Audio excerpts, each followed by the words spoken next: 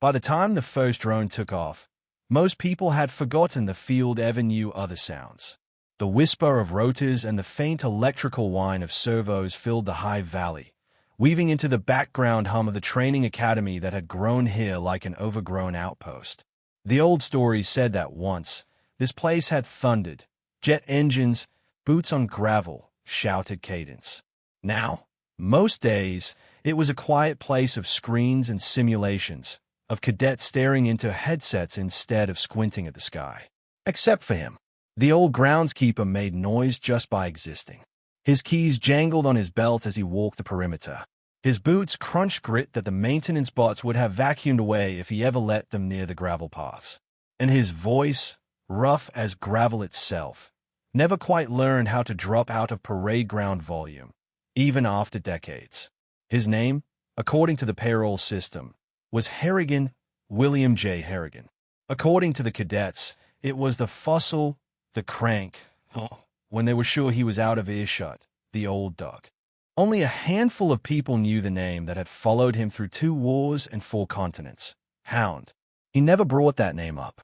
The younger staff wouldn't have cared, and the cadets had no context. Heroes to them came with flashy exosuits and viral recruitment videos, not with worn jackets and oil stains on their hands. So Hound walked the long fence line alone, pushing back saplings to keep sight lines open, kicking at suspect patches of ground, listening to the subtle ways the earth spoke. The earth had a language. He was sure of that. On a Tuesday that threatened rain but hadn't yet committed, he was halfway between the East Fuel Depot and the auxiliary strip when he felt it again. The hollow thud, faint under the balls of his feet, like someone far below was slamming a heavy door. He stopped, shifted his weight, and felt it more clearly. 15 paces ahead, the ground rang true. 15 paces back, solid. Hey, though, it was wrong. Too loose. Too hollow.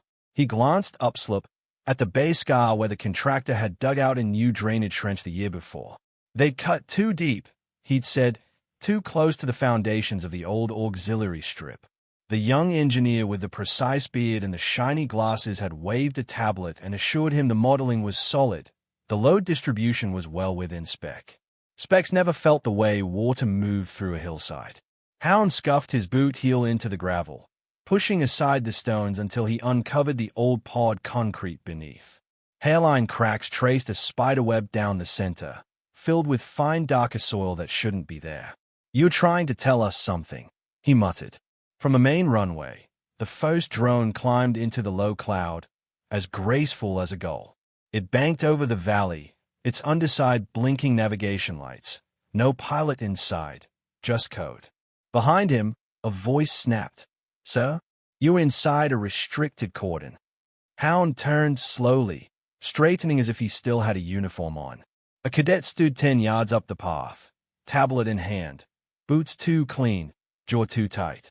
She wore the academy gray with a green band at her shoulder marking her as flight track. It was the same cadet Hound had seen around the last month, asking questions no one else thought to ask. "Myra, that was it. Myra Cade. I was here before your cordons," Hound said. "And your fences. And your drones. Any other announcements?" She opened her mouth, probably to apologize, and then remember that she wasn't supposed to apologize to contractors, only to command staff. Her brow folded instead. "We're calibrating the new field sensors on this side. If you're stomping around, you'll throw off the data. And if I don't stomp around, nobody will notice this crack you're about to land something heavy on." Her eyes flicked down to the scuff patch. "The auxiliary strip isn't in use." "Wasn't in use," Hound corrected. "Commandant's memo yesterday. They want both strips available for the ceremony." "That's next week." "Planning to fix a structural problem between now and then?" he asked mildly. She hesitated. "What structural problem?" He shifted his weight again, letting the faint hollow echo print itself in his bones. "Runoffs undercutting the subgrade. The concrete's bridging over air. You put weight on it, it'll hold until it doesn't. Then you've got a lot of metal and fuel dropping into a new hole where the strip used to be." Myra bristled, a flash of indignation that wasn't really about him. The engineering review last month cleared it. They reinforced the trench with nanofoam and retention rods. and the water went around it, Hound said. Like it always does, when you pretend it'll play nice. She folded her arms, tablet against her chest like a shield. If there was a risk, the sensors would warn us. I'm the sensor, he said. Been standing on date longer than your sensors have been brands on some salesman's slide deck. There was a brief silence. Look, she said, the edge fading from her tone. I can ask facilities to send someone out. Okay? But the grounds are swamped with prep for the colonel's visit. You know how it is. He grunted. No, I don't. Because in my day when you heard something under your feet go hollow, you didn't ask if it was convenient to pay attention. Colonel Dax isn't landing on the auxiliary strip, she said, and there was a faint, unintentional reverence in the way she said the name. Hound's eyes narrowed. It had been a long time since he'd heard that name spoken out loud up here. You met him? He asked. She shook her head quickly. No, sir. But everyone's heard the stories. Falston Ridge, the ghost run. His the reason most of us chose Flight Track. Hound's gaze drifted past her, out across the valley, where the main runway ran like a clean white sword across the flattened floor. Beyond its far end, the mountains rose in layers of gray and blue, their peaks cutting into the low cloud. I know who he is, Hound said at last. He's one of the reasons this place is still here at all. She blinked. You knew him? Knew. Hound let out a short, dry bark that might have been a laugh. Kid, I. He stopped. The words lodged in his chest. There was no point. It would sound like bragging, and he'd never been good at that. I pushed a broom in the same vicinity, he said instead. Once upon a time. Myra's wristband chimed.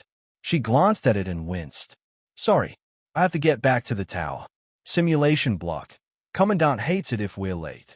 She hesitated. I'll log the issue. Okay? Auxiliary strip. Possible subgrade undermining. Log it, Hound said. Then put in for a transfer to anywhere else before the ceremony. That hill goes. You don't want to be here. She gave him a look that balanced respect and skepticism. It's just a ceremony. Just a ceremony, Hound echoed. With 3 cargo heavies, a demonstration squadron, a lot of fuel, fireworks, and half the brass from Central Command sitting under your approach path. What could go wrong? She tucked the tablet under her arm. We've got redundancies. Systems checks. Auto landing. The whole point is to show how safe and precise the new platform is. Sure, Hound said, because nothing ever happens that isn't in your checklist. A gust of wind blew down from the pass, carrying the smell of wet stone. Somewhere on the main field, the drone landed with immaculate precision on its pad, guided by an invisible web of code. Myra's expression tightened. I really have to go. Please, just stay clear of the field during active calibration. He waved a hand. Go on, then. She nodded, half-saluted by habit, then flushed and turned it into an awkward wave before trotting back up the path. Hound watched her go, the hollow echo under his boots pulsing like a slow, worrying heartbeat. You hear that? He asked the ground. The ground, stubborn as always, said nothing at all. The academy woke fully as the sun burned a hole through the clouds, sending shafts of light down into the valley like searchlights. Cadets marched between buildings in neat, gray streams. The glass-fronted flight control tower flashed like a watchful eye. On the far ridge, the old barracks buildings sat in variegated shades of restoration, some fully refitted with smart glass and solar skins, others still squat and stubborn, their stone walls bearing scars of past winters. Hound did his rounds. It was what he did. He checked the fence line for breaches, not because anyone expected infiltrators anymore, but because animals still like to test the boundaries. He inspected the snow stakes and the wind socks, adjusted the metal tags on the marker stones that had been hand-carved long before the beacon towers went up. The maintenance bots trundled along their pre-planned paths, sweeping and polishing, mowing where there was lawn, trimming where there was hedge. Hound stepped around them as if they were streams or trees. By mid-morning, he'd made his way toward the main building, a long, low complex that had grown by accretion, stone giving way to glass, brick to composite. The more modern wings had names like Simulation Center and Systems Integration Annex. The old central hall was simply hall. He stepped inside, blinking as his eyes adjusted. The hall still smelled faintly of oil and polish beneath the pine cleaner overlay. Along one wall, old photographs and holos showed the academy through the decades. Young men and women in uniforms from different eras, their haircuts changing, their stances not. A few showcased equipment that looked as archaic now as cavalry saddles. Others, more recent, showed sleek aircraft whose lines Hound knew like the back of his hand, because he'd walked every inch of their wings with a torque wrench in hand, once upon a time. The newest additions were glossy prints of drones, all angles and stealth coatings, hovering in clean blue skies. Hound barely glanced at those. He stopped instead at a photograph near the far end.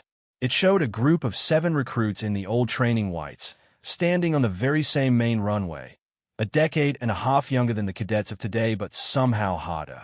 Their faces squinted into the sun. Dust streaked their uniforms. They held their helmets under their arms.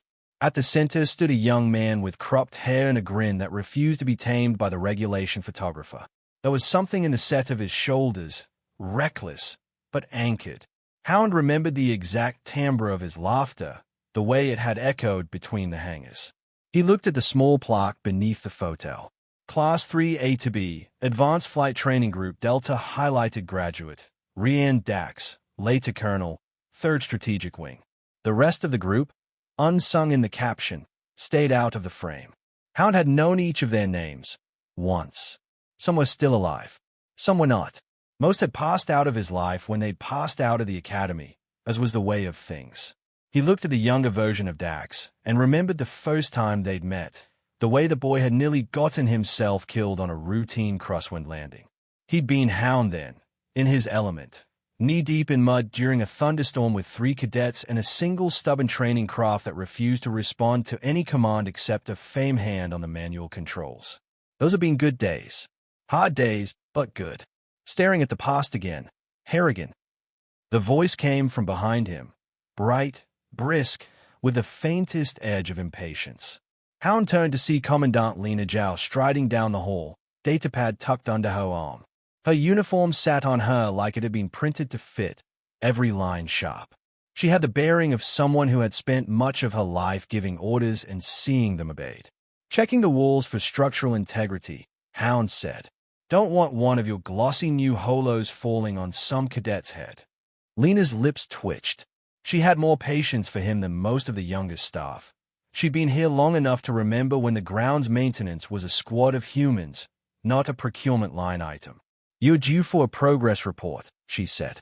"The inspection team arrives tomorrow." Tomorrow? Hound frowned. Thought the big circus wasn't until next week. Ceremonies next week. Inspection team comes first to make sure everything looks perfect for the cameras. She tilted her head toward the photo he'd been staring at.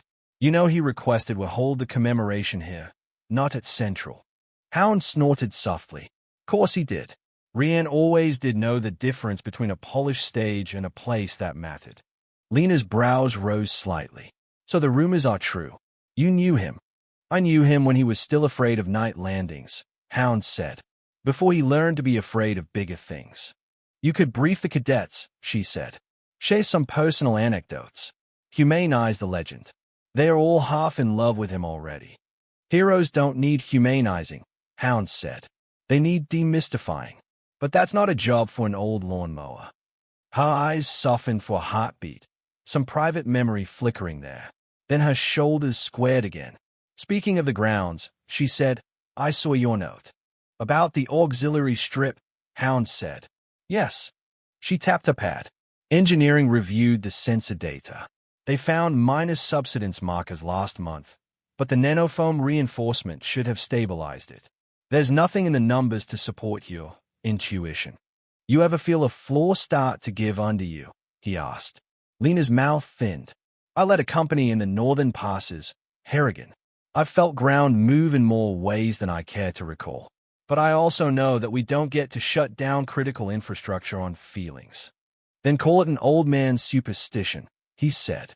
"Shut it down because it makes your groundskeeper sleep better at night." She looked genuinely regretful. "We can't. The demo schedule is packed. Civilian envoys, Media, half the council. We need both strips operational. And before you say it, yes, the colonel himself signed off on the plan.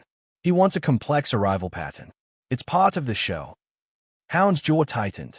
He hasn't set boot on this ground in 15 years. He doesn't know what the hillside looks like underneath anymore. He knows how to read reports, Lena said, and he trusts our infrastructure. Reports don't hear the hollow in the date. Harrigan. Her tone shifted from cajoling to commanding. I respect your experience. You know I do.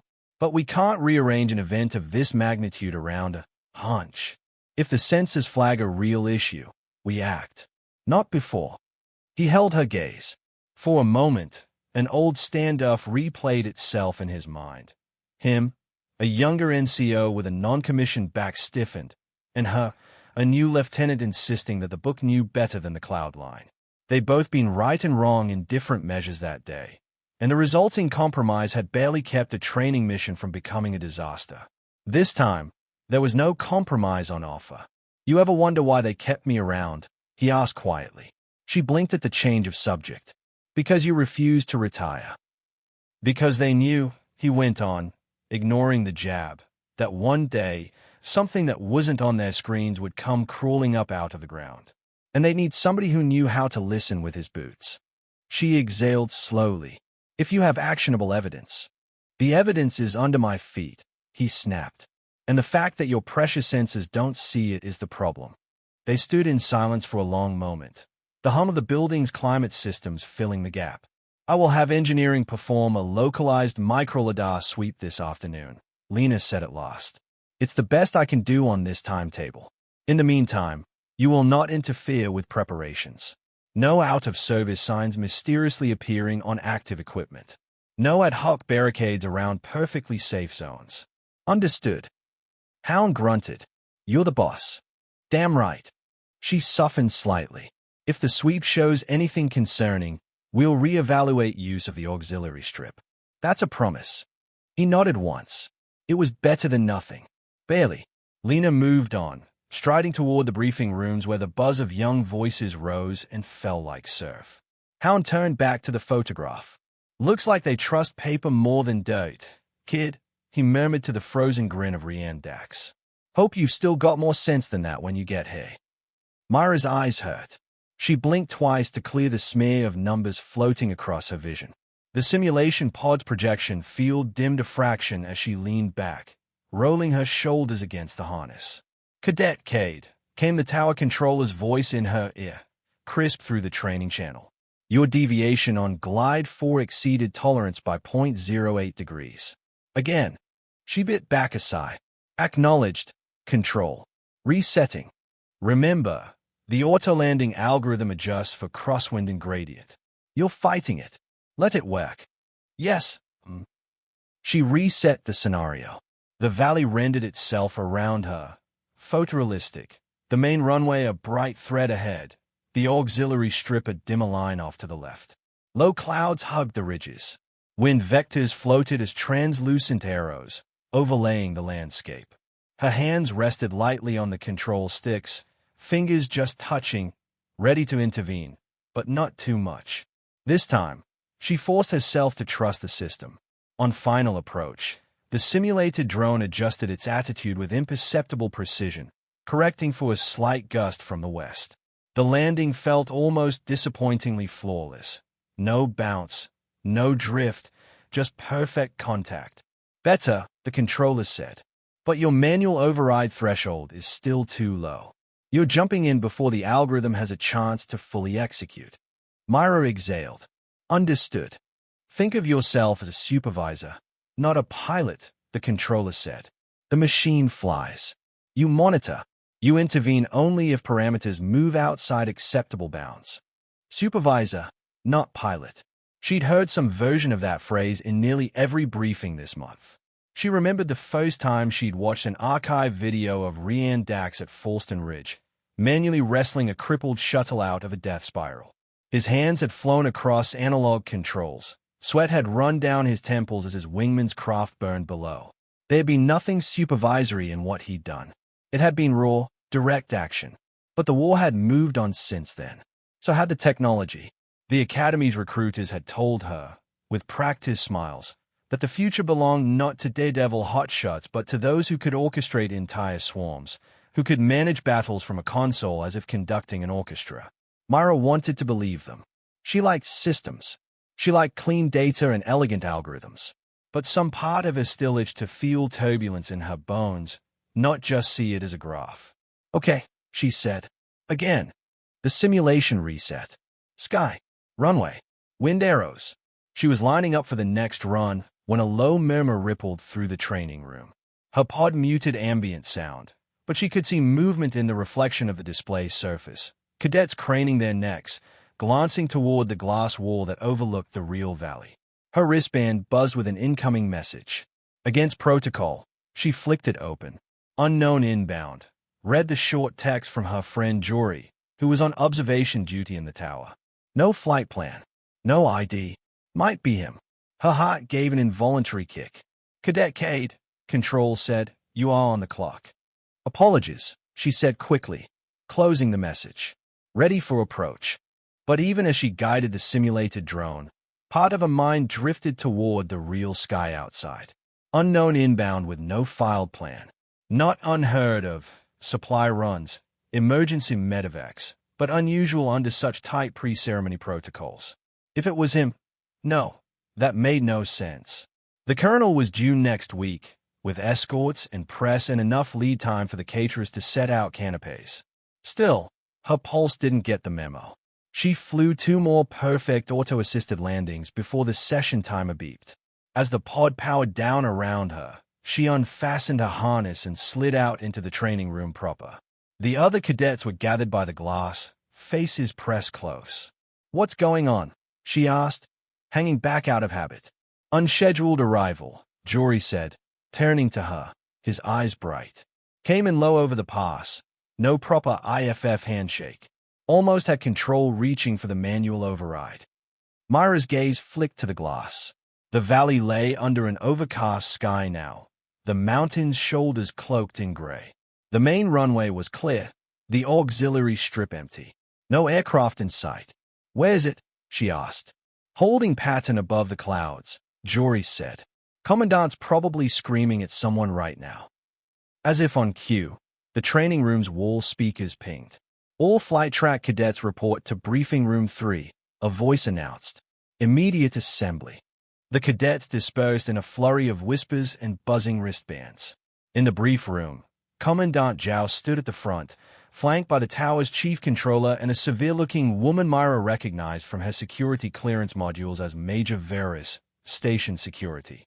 Lena looked tired. There was a faint tension in the muscles at the corners of her jaw that Myra had only seen once before, when a storm system had locked a medevac craft into an orbit of diminishing options. All right, Lena said. We have an inbound craft requesting emergency landing. They claim to be priority clearance, but their IFF signature is incorrect. Forged? Someone asked. Corrupted, the controller said. It's a match to one of ours, but the checksum fails. Could be a glitch. Could be more than that. Myra's mind supplied a list of possibilities, none of them comforting. Per protocol, Major Varys said, we treat any mismatched signature during elevated alert status as a potential hostile.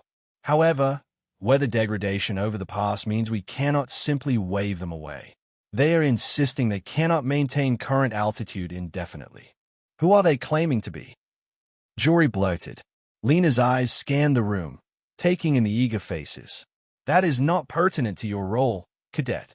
Myra's pulse doubled. Not pertinent almost always meant exactly pertinent. Here's what is pertinent, Lena went on. You will be observing from the tower and from remote monitoring stations as assigned. You will not touch the controls unless expressly ordered. This is not a simulation. Understood. A chorus of yes filled the room. Myra felt her wristband buzz again. She resisted checking it. The unknown will remain in the holding pattern while we run additional authentication protocols, Lena said. If we cannot validate their identity in time, we will deny landing and coordinate with regional defense for interception support. She paused, then added, I know some of you are thinking about certain stories. Set them aside. This is an operational matter, not a legend. Dismissed. As they filed out, Myra checked her wristband. Another message from Jory. He says it's Colonel Dax. No joke. She stumbled, catching herself on the doorframe. Another cadet shot her a curious look. He can't be here, she told herself. Not like this. Not sneaking in under the clouds with bad IFF and no escort. Heroes arrived with fanfare. That was the entire point. And yet, as her group trotted toward the tower, rain began to spatter against the windows. Hound watched the clouds lower themselves onto the mountain shoulders with the sluggish inevitability of old men sitting down. The weather station's data feed would call it a front. He called it trouble. He stood on the roof of the old hangar, hands in his pockets, jacket zipped up against the rising wind. From here, he could see both strips, the tower, and the line of trees that marked the boundary of the Academy's land. The hillside above the auxiliary strip looked the same as it had that morning, a wedge of raw earth, dark and damp, cut by the new drainage channel. He felt the old ache in his left knee, the one that always woke up before a serious storm. The rain wasn't impressive yet, just scattered drops, but the air smelled charged. He wasn't supposed to be up here. Technically, the roof was off-limits without a tether and assigned authorization. Technically, he was supposed to be running a diagnostic on the irrigation system for the ornamental beds outside the simulation center. Technically, a lot of things. His earpiece crackled. He kept the old channel tuned, the one that was now mostly used for grounds and facilities chatter, but could still pick up tower transmissions if he positioned himself just right. Repeat. Confirm your last, inbound craft, came a clipped voice. You are not cleared for descent. Maintain holding pattern. Control. This is Sierra 9-2, a deeper voice replied, threaded with static. We are unable to maintain current altitude for extended duration. Fuel reserves have been compromised. Weather over the past deteriorating. Request immediate clearance to land. Hound felt something twist in his chest. Sierra 9-2. He knew that call sign. Or rather, he knew its lineage. The Academy had assigned that series to Special Project Craft for years. The last time he'd heard that exact combination was, "Your IFF signature does not match registry," Control said. "We're receiving conflicting identifiers. Please state your commanding officer." A long pause. Hound imagined the pilot wrestling with both the weather and his temper. "Control," the voice finally said. "Please inform Commandant Zhao that this is Colonel Rian Dax, Priority 1 clearance, requesting emergency landing at his home field. If she needs further assurance, tell her Hound wouldn't let me land Daty on runway 2 and I'm not about to start now." Hound's breath left him in a short, stunned exhale. The wind gusted, scattering droplets across the roof. He could almost see it, a craft bucking in the turbulence above the clouds, its pilot older but with the same stubborn set to his jaw. He could hear the echo of a much younger voice, half panicked, in his memory. "Hound," the cadet had gasped over the training channel. "We're coming in hot." "You're coming in stupid," Hound had snapped. "And you're about to drive my aircraft into my runway. Hands off the throttle. Trust the ground. Feel the wind. Now." "Control," came a new voice over the channel. Lena's, cool but edged. "This is Commandant Zhao. Put him through." A beep. Then, "Rian, if this is some elaborate prank." "Lena, I don't have time." The voice cut in, the familiar cadence wrapped in years. "Satellite navnet's compromised. Somebody's playing puppeteer with guidance systems. I can't trust auto-landing or remote control. I need a strip and a human on the ground I trust. That's you. And if it's still breathing, him." Hound realized he was gripping the roof railing hard enough that his knuckles ached. "What do you mean, compromised?" Lena asked. "Our systems are firewalled from." "If I'm right," Dax said, "whoever's behind this has their fingers in everything from approach vectors to target acquisition. That includes your pretty drone demo next week. I've got proof, but it won't do anybody any good if I crater in your backyard.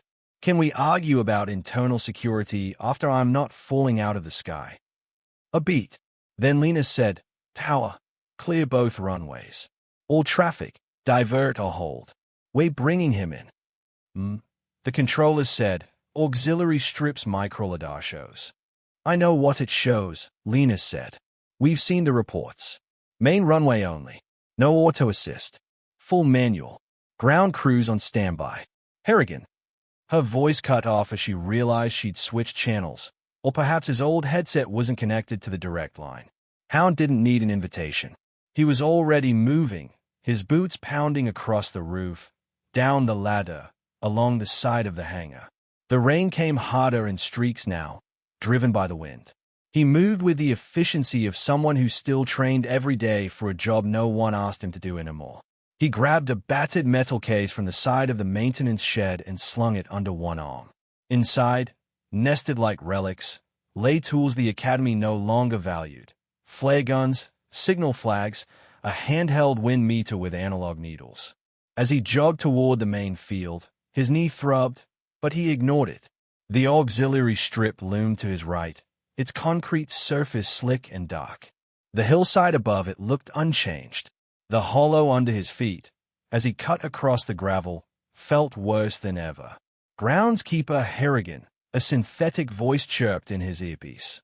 You are entering an active flight exclusion zone. Override, he growled. Authorization code, JAO Redline 7. Code accepted, the AI said, sounding faintly aggrieved. Please be aware that your movements in this zone will be monitored. Yeah. He reached the junction where the access road split toward the main runway and the auxiliary. Ahead, a crew of drones had deployed mobile beacons along the main strip, their lights winking like low stars. Human ground personnel in reflective vests jogged between them. On impulse, Hound veered left, toward the auxiliary strip. If the main runway was clear, they'd bring Dax in there. They'd be stupid not to. But stupidity had never been in short supply where bureaucracy and weather intersected. His earpiece crackled again. Wind shear at 900 and dropping, the controller said. Colonel, adjust your approach vector by 3 degrees south. Negative, Dax said. Navnet's feeding me garbage. I'm eyeballing it, and my eyes say if I come in on your main, I'll surf that wind right into your tower. I want the auxiliary. It's better aligned with the gust front. Hound swore under his breath. Auxiliary strip is not cleared for heavy landing, the controller said. Repeat, not cleared. Then clear it, Dax snapped. I don't have the luxury of waiting for your paperwork. I've got a belly full of fuel and a brain full of somebody else's code trying to decide whether I live or die. Put a man on the ground who can give me a visual and we'll both walk away from this. Hound could picture the controller's expression, torn between training, protocol, and the fact that the voice on the other end belonged to a legend. He reached the threshold of the auxiliary strip, pausing only long enough to snap open the metal case. He grabbed the flare gun and 3 red cylinders, then jogged onto the concrete. Harrigan. Lena's voice shot into his ear like a railgun slug. What the hell do you think you're doing? Going where I'm needed, he said, not slowing. You are not authorized to be on that strip. You want him alive? Hound asked. Then you need someone here. He just told you that. Well, good news. I'm here. The micro-lidar sweep shows a pretty picture, Hound said. That hillside's rotten. The strip's bridging over nothing. You let him put a heavy bird down on it. It'll hold until it doesn't, and then we'll all have a crater for a souvenir. We have no time to reroute him now, Lena said, the edge gone from her voice, replaced by something sharper. Fee. Calculation. Is already committed to the approach. Then we'll make damn sure he doesn't touch down. He reached the center of the strip, the place where the unseen hollow yawned beneath. The rain hammered down now, turning the concrete into a dark mirror. Thunder muttered somewhere over the pass. Hound planted his feet, raised the flare gun, and aimed not at the sky but at the far end of the strip, where the touchdown markings glowed faintly through the rain. He pulled the trigger. A red ball of fire arced out, trailing smoke, and burst above the far threshold in a shower of sparks. Tower, he said, not bothering to hide the command in his tone. Patch me through. Silence. Then, with palpable reluctance, the controller said, Go ahead, ground. Rien, Hound said. You see me. Static hissed. For a terrible moment, he thought the flare had gone unseen. The rain too thick, the approach angle too low. Then Dax's voice came through. softer and edged with something that made Hound's throat tighten. "Hound," Dax said. "That you?" Hound closed his eyes briefly. The years fell away like old paint. "It's me, kid," he said. "And you're not landing that beast on this strip. Not today." "Damn," Dax murmured. Hound could hear the strained smile in it. "Thought you'd be retired, sitting somewhere warm and boring, terrifying seagulls." "Ground doesn't retire," Hound said. "It just waits. Now listen. Wind shearing you toward the tower, but your main strip's solid. You come in high, angle your nose 5 degrees right of centerline, ride the gust front until you're over my mark, then flare hard and trust the pavement. Forget your navnet. Forget your pretty displays. Trust your boots on the pedals and your ass in the seat." A beat. Then Dax said, softly, "Copy that." Lena's voice cut in. "And again, you are unauthorized to save your base." Hound shot back. "Sue me later, Commandant." He fired a second flare, this time straight up, marking his own position on the auxiliary strip as a vivid, unmistakable no-go. "Power. Confirm," Dax said, "red flare on auxiliary." "Affirmative," the controller said, sounding as if he'd swallowed a live wire. "Thought so," Dax said. "Only one man I know uses that pattern." Adjusting approach. Coming in main. Up on the ridge, lightning forked, lighting the valley in stark white for an instant. Hound saw the silhouette of the incoming craft, a broad-winged shuttle, its underbelly bristling with sensor pods, turbines fighting the gusts. It disappeared behind a curtain of rain. He listened, every nerve focused, as the roar of engines deepened.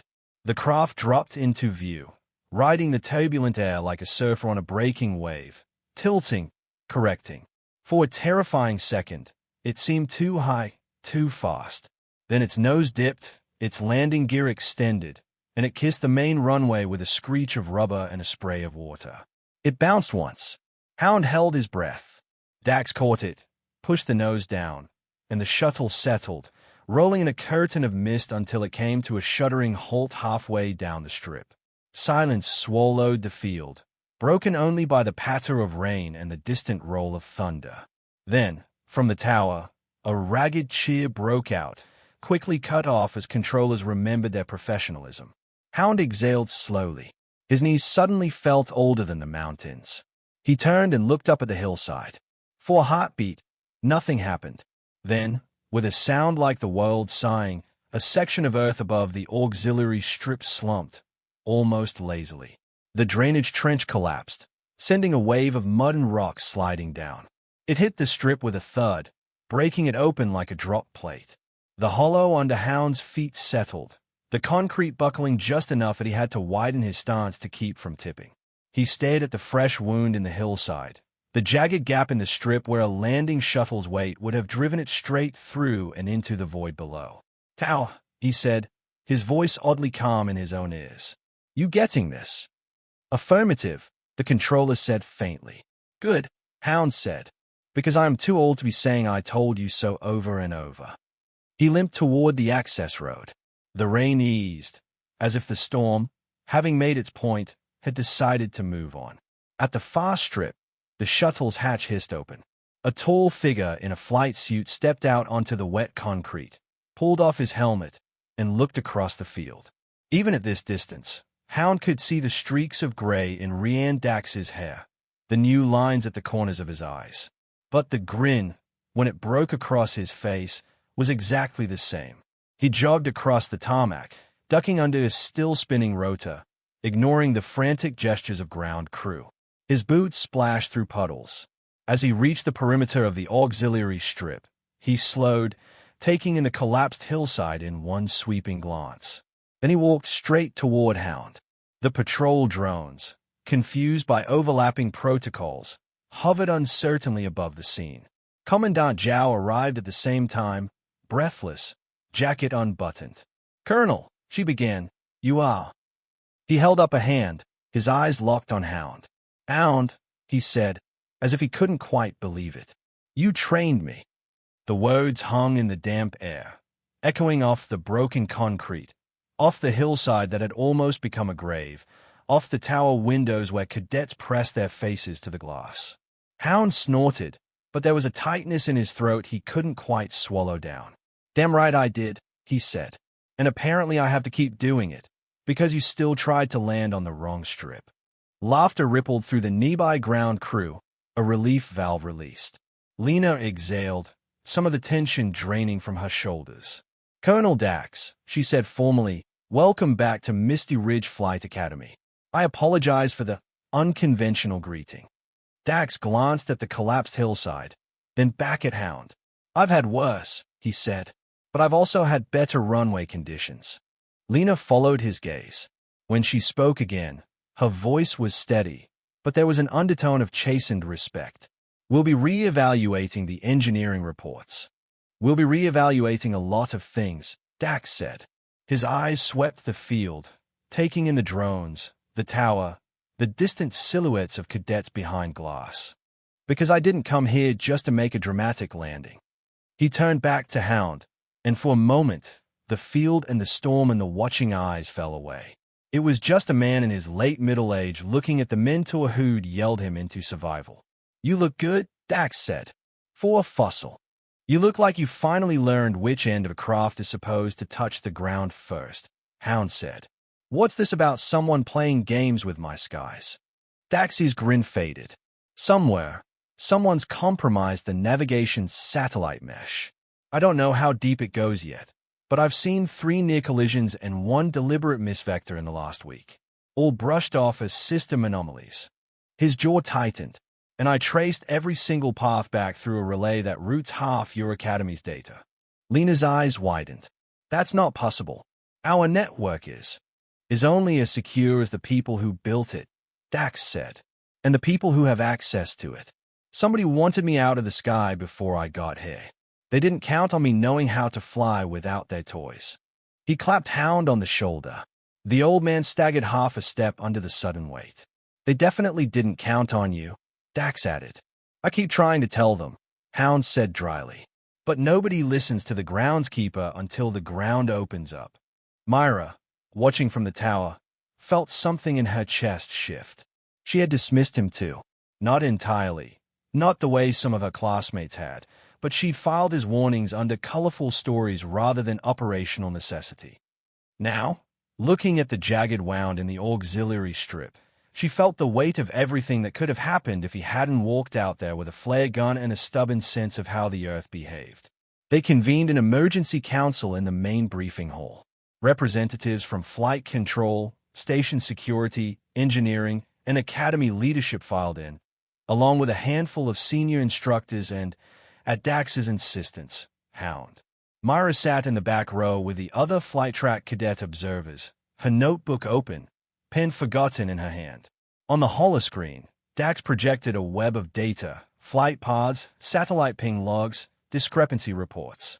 Lines of code scrolled by, highlighting anomalies, a slightly shifted vector here, a ping delayed by an extra half-second there. On their own, each looked like a glitch. Together, they formed a pattern. "Whoever did this is subtle," Dax said. "They are not brute-forcing control of the drones or the auto-landing. They are nudging. He pointed. A degree off course. There. A delayed correction. Enough to accumulate into a serious problem if nobody's watching with human eyes." "Why target our academy?" Major Veris asked. "We're a training facility, not an operational base." "Because this place is where the future of our Air Corps gets shaped," Dax said. "Because next week you're planning to show the world how safe and reliable your autonomous systems are with a big ceremony and a live drone demonstration. If something went wrong then, in front of a global audience." He didn't need to finish. The implications were clear. Political fallout, loss of public trust, contracts canceled or reassigned. And beneath that, the human cost. "They could destroy our program without firing a shot," Lena said quietly. "And if they are willing to nudge drones into hangars now," Dax added, "they'll be willing to nudge combat craft into civilian airspace later." Engineering tried to justify their earlier assessments of the auxiliary strip. Yes, the hillside had been identified as a potential risk factor. Yes, the nanofoam reinforcement had tested well. Yes, The microlidar sweeps had shown no significant voids. And yet the ground failed, Hound said. Because your models didn't account for the way water sneaks into cracks or the way freeze-thaw cycles turn tiny weaknesses into big ones. You saw what you expected to see. Respectfully, Groundskeeper, the young engineer with a precise beard said, we can't run our entire infrastructure on gut feelings. Maybe not, Hound said. But you could start by not ignoring them outright when they come from someone who's dug more postholes in this valley than you've run diagnostics. Dax had a smile behind his hand. Lena did not. We're not here to assign blame, she said, which was only half true. We're here to decide what to do next. Colonel, we suspend all automated guidance that relies on the compromised NavNet, Dax said promptly. Effective immediately. Manual control only for all critical operations until we've isolated and patched the breach. That will cut our training capacity in half, one of the instructors protested. The entire point of the new curriculum is to reduce human workload by offloading it to machines, Dax said. I've read your brochures. His gaze hardened. Your machines are currently being lied to. Until we can guarantee they're getting clean data, relying on them is like letting an enemy pick your landing zone. He gestured toward Hound. You have here one of the best manual flight ground operators I've ever known. You have a cohort of cadets who've been taught to supervise algorithms, not fly aircraft. I suggest we correct that imbalance, starting now. Murmurs rippled through the room. You want us to teach stick and rudder flying? An instructor said incredulously.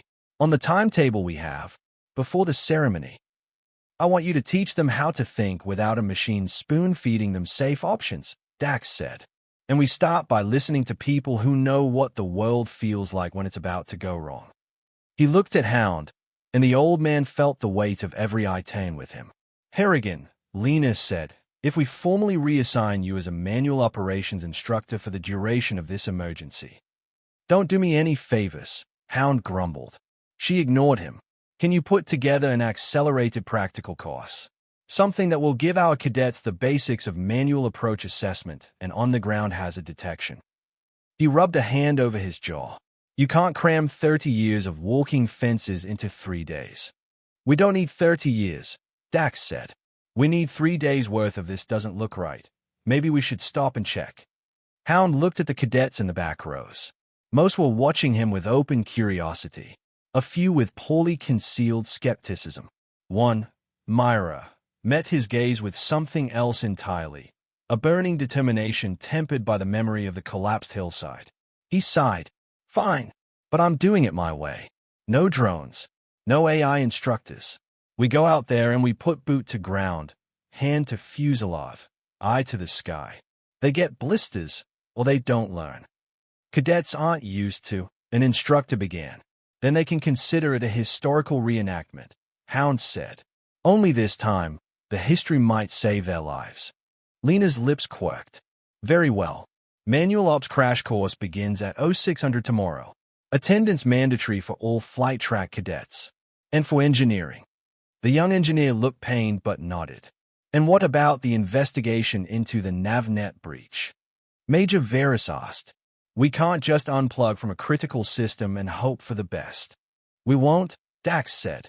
I brought logs, but I need access to your internal net and a few sharp minds who understand your architecture better than I do. We find the vector, we trace it back to its source, and we shut it down. He glanced at the cadets. But until then, I want every pilot and every controller here to be able to bring a craft in safely with nothing but a radio, a windsock, and someone like Hound at the far end of the strip. Myra's hand rose before she could think better of it. Yes, cadet. Dax said. What about the ceremony? She asked. The demo? If we cancel, whoever's behind this might know we're on to them. If we go ahead, then we go ahead smarter, Dax said. We give them every opportunity to reveal their hand while quietly taking away their leverage. Hound snorted. Spoken like a man planning to use himself as bait again, just like old times. Dax's grin flashed briefly. Some habits die hard. Hound's gaze slid back to the collapsed hillside. So do some men, he muttered, if they are not careful. At dawn, the valley was full of fog. It pooled in the low ground, clung to the runways, softened the outlines of the hangars. The sun was a pale disk behind it, turning the mist pearly. Cadets shivered in the chill, their breath steaming as they assembled on the gravel by the old hangar. Most had never been up this early outside of simulation rotations. The ground under their boots felt unfamiliar. Some shifted their weight, unused to standing still for long without a chair. Hound paced in front of them, hands behind his back. "You all look like you're waiting for a bus," he said. "You're not. You're waiting for the world to tell you what it's about to do. It doesn't use screens. It uses everything else." Expectant silence. Someone yawned, quickly smothered. "We're going to start simple," Hound said. "Walk with me." He led them along the edge of the main runway, then across toward the auxiliary, stopping well short of the collapsed section. The contractors had taped off the worst of it, their bright warning banners flapping in the damp breeze. "Look at that," he said. "Tell me what you see." "Landslide," someone said. "Erosion event. Structural failure of the subgrade," the engineer supplied helpfully. "Sure," Hound said. "Now tell me what you should have seen yesterday." Blank looks. "See this scalloping hay?" He pointed at the shape the fallen earth had taken along the edge. Water did that long before the mud gave way. "See the way the grass above it is greener, denser? That's water pooling where it shouldn't. See those hairline cracks radiating out from the break? They've been there longer than you've been alive." He moved along the edge, his boots careful. "You don't need a lidar sweep to tell you this hill was chewing itself hollow," he went on. "You just needed to pay attention. Smell of damp that lingers longer than it should. Slight give underfoot. Tiny shifts over time. The world tells you what it's planning, if you listen." He made them crouch and feel the difference between solid ground and the spongy earth near the collapsed section. He had them close their eyes and shift their weight, memorizing how small changes manifested in their ankles. Myra did as he instructed. The ground felt different with her eyes closed.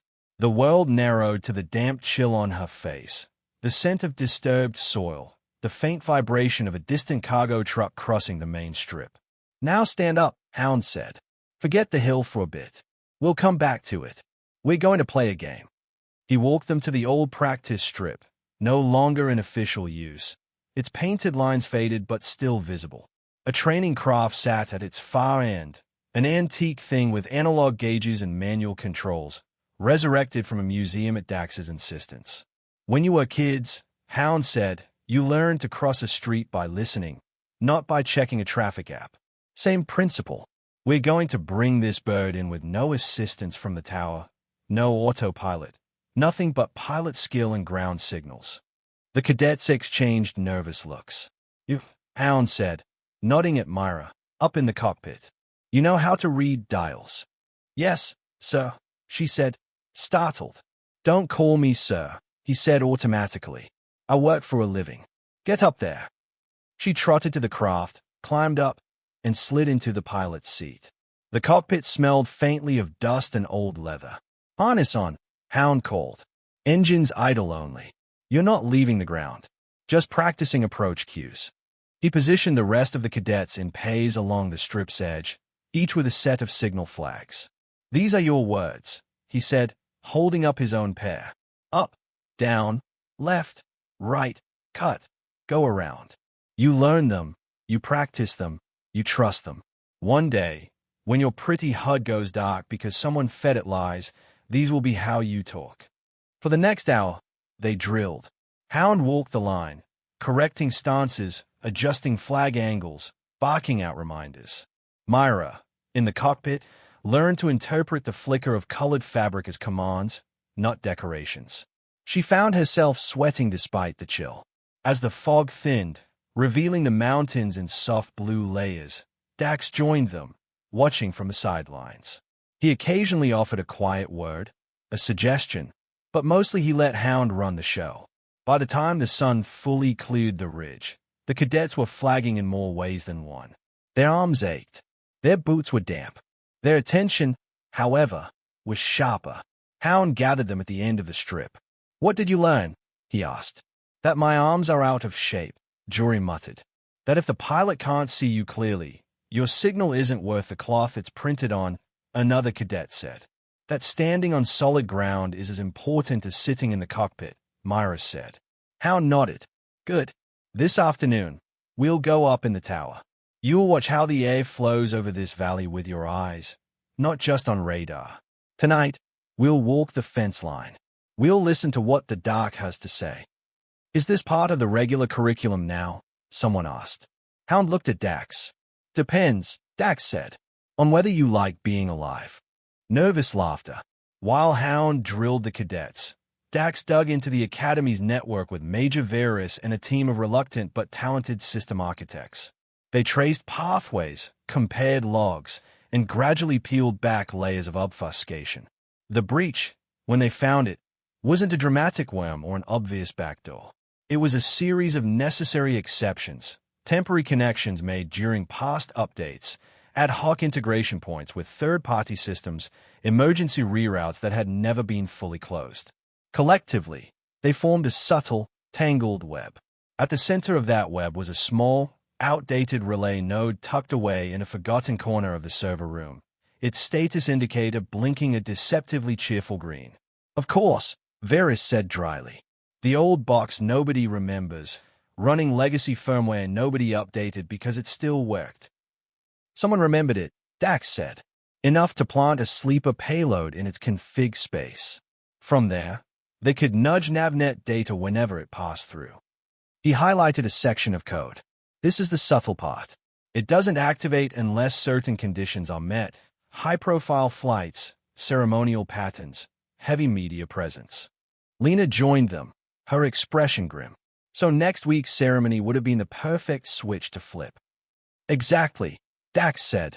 They could have made it look like a tragic accident caused by over-reliance on automation.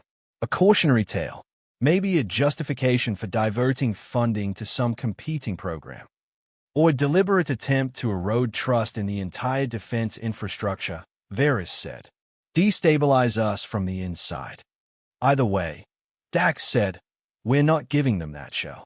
They isolated the node, carefully sandboxed it, and traced its external connections. One led nowhere useful, bouncing through anonymized routes. The other, shorter and sloppier, led to a regional logistics hub contracted to supply both the Academy and several neighboring installations. Inside job, Lena asked. Not necessarily at the Academy level, Varys said. Could be someone at the hub, could be someone who compromised them in turn. We'll interrogate their logs, lean on their security chief. This goes beyond our valley. Dax zoomed out the map. In the meantime, we hardline critical flight ops. We go old school. Local beacons, line-of-sight comms, anything that doesn't touch the NavNet. And we keep your ceremony on the schedule. Lena stayed at him. You're serious. Deadly, Dax said. We control the parameters, we watch for any attempt to interfere, and we use it to catch whoever thinks they're pulling our strings. If they realize we're onto them, they'll go to ground. And if we miscalculate, Lena said, we might kill a lot of people on live feed. We won't miscalculate, Dax said, because we won't be relying on the system they've compromised. We'll be relying on people we trained in the last 3 days to look at the sky and the ground and say, nope, not today. Hound's cadets, Varys said, half amused. Hound's cadets, Dax echoed. Lena rubbed her temples. I hope your faith in this place is justified, Colonel. It is, he said simply. Because you kept a stubborn old bastard on the payroll for no good reason anyone could articulate at the time.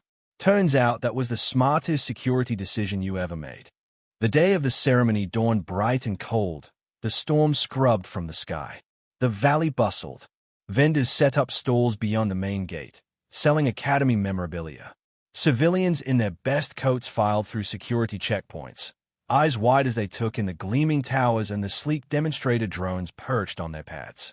Media crews jostled for the best vantage points, their equipment tagged and cleared through layers of security. Up on the tower, controllers coordinated a symphony of arrivals, VIP shuttles, escort craft, supply drops.